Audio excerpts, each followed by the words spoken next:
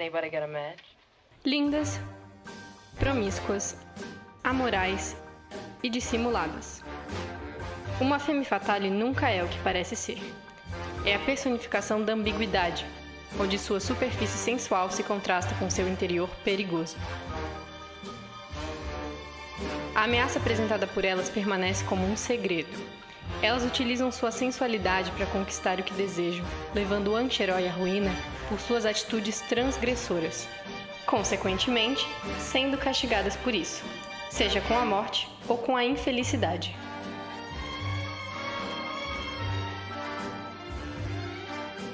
Esse arquétipo, com suas raízes profundas na história do cinema, continua a questionar a forma como a mulher é representada nas telas.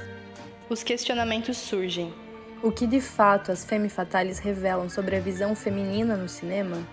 E como será que o cinema contemporâneo lida com a sexualização da mulher através desse estereótipo? Assim como no clipe Femme Fatale, música do The Velvet Underground, as personagens femininas no cinema foram por muito tempo moldadas pelo male gaze. Esse termo, cunhado pela teórica de cinema Laura Mulvey em seu ensaio Visual Pleasure and Narrative Cinema, de 1975, descreve como o cinema tradicional transformou as mulheres em objetos de desejo, sempre no centro do olhar masculino. Como Nico, o seu empoderamento é apenas superficial. Ela se torna uma marionete nas mãos das normas impostas pela indústria. Isso aconteceu porque a maior parte da produção cinematográfica está historicamente sob o controle dos homens. Como resultado, o público foi condicionado a aceitar essa visão limitada da mulher, inclusive ela mesma. Essa questão se conecta diretamente ao gênero noir.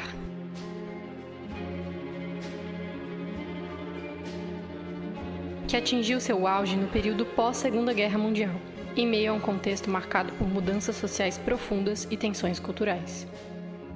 Nesse cenário, as femme fatales atingiram uma era de ouro, simbolizando tanto o fascínio quanto o temor da liberdade feminina. Embora fossem representadas como mulheres confiantes e potencialmente perigosas, elas nunca ocupam plenamente o espaço narrativo desses filmes. Sua identidade e poder são sempre vinculados ao anti-herói, desempenhando o papel de desestabilizá-los ou desviá-los de seus objetivos. Nesse contexto, as femme fatales podem ser vistas como representações de ansiedades masculinas sobre a independência feminina. Mesmo que de fato sejam figuras transgressoras em relação às mulheres submissas no começo do cinema, as femme fatales do noir continuam sendo vistas através do olhar masculino. Consequentemente, o corpo feminino é constantemente fetichizado. I'm not very good at zippers. But maybe if I had some help... I'll help you. I am an expert. Como disse Rita Hayworth, intérprete da icônica femme fatale do noir, a personagem Gilda.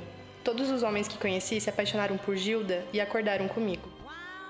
Os ventos começam a mudar com o fortalecimento do movimento feminista na década de 60 e 70. A imagem da mulher no cinema é repensada e o arquétipo da femme fatale se transforma.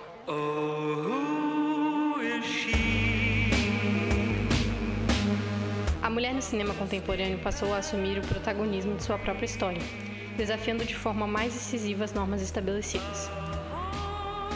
No entanto, o problema persiste. O olhar masculino por trás das câmeras ainda influencia a forma como essas mulheres são representadas. Durante as décadas de 90 e 2000, o cinema norte-americano produziu uma grande quantidade de filmes com personagens femininas adolescentes como protagonistas.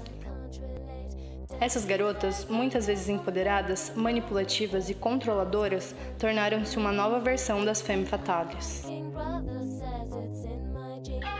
De uma visão próxima do noir, elas eram jovens, combativas, fortes e visualmente impactantes.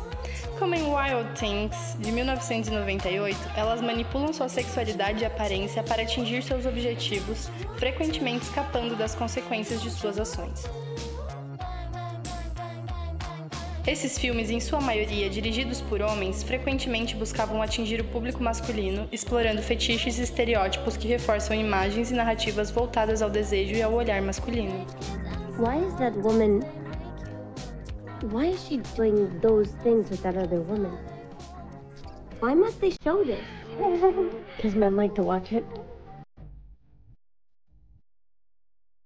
A principal característica dessas personagens é a busca por controle, poder e sucesso. Um exemplo é a protagonista Minnie, do filme Minnie's First Time, de 2006. Criada em um ambiente disfuncional, com uma mãe que busca satisfazer seus próprios desejos sexuais e que faz uso de drogas, Minnie começa a adotar comportamentos adultos precocemente, como fumar e beber, algo incomum para sua idade.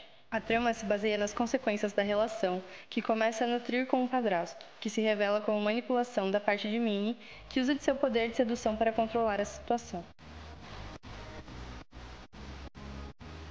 De acordo com esse modelo, a garota adolescente se vê diante de duas opções para definir sua própria imagem: virgem ou prostituta. Essa dicotomia, frequentemente imposta a personagens femininas nos filmes estadunidenses, é claramente observada em Mean Girls, de 2004, e que ainda está infiltrada nos dias de hoje, como mostra Bottoms, de 2023. O problema se agrava quando esse universo de garota está profundamente ligado ao consumo e à aparência, ajudando a perpetuar a pressão estética que estava se consolidando durante o início do século XXI. Um exemplo disso é o filme Pretty Persuasion, de 2005, onde as personagens impõem uma ditadura da magreza, seguindo um padrão irreal e não saudável, mas que alimenta a indústria e o mercado da beleza, com sua busca constante por atratividade e juventude. Essa pressão levou muitas garotas a desenvolverem distúrbios alimentares na vida real, se submeterem a procedimentos estéticos ou até distorcerem suas próprias imagens corporais.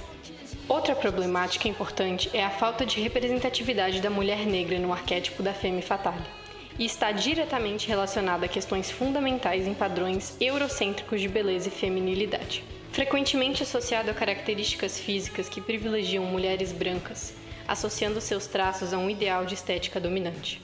A maior ausência das mulheres negras nesse arquétipo representa as limitações e exclusões históricas que permeiam o cinema e a construção da imagem feminina. Naomi Wolf, em O Mito da Beleza, aponta que as pressões sobre o corpo feminino, como a fome, a náusea e as cirurgias estéticas, são maneiras de controle político. Ela afirma que essas práticas formam uma tortura sistêmica, uma forma de limitar a autonomia das mulheres, distorcendo o que deveria ser um reflexo genuíno de poder e liberdade. O problema se torna quando achamos que a imagem é o valor mais importante que nós temos. Definitivamente não é. Entretanto, a indústria de Hollywood, ao explorar essas figuras femininas dessa forma, alimenta uma visão onde as mulheres precisam se manter no centro da estética para serem bem-sucedidas.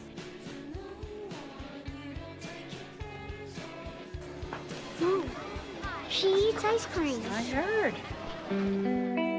Entende como a maior característica da femme fatale continua sendo a sua ambiguidade? Hate is a very exciting emotion. Haven't you noticed? Ela representa uma mulher que não tem medo de desafiar as normas e que é dona de si, mas ao mesmo tempo carrega o peso do male gaze, que a reduz a um simples desejo sexual, mesmo que de maneira velada. Esse arquétipo ajudou a abrir caminho para personagens femininas mais livres e empoderadas no cinema contemporâneo, mas, ao mesmo tempo, ainda representa as limitações de uma sociedade patriarcal que continua a objetificar a mulher.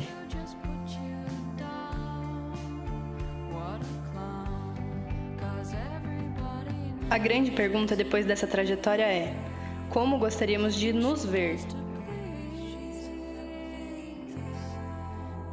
Muitas mulheres foram despossadas de sua liberdade criativa, sendo um privilégio para poucas. Logo, criar se torna um ato de resistência. Mulheres por trás das câmeras tornam possível a representação autêntica da visão feminina.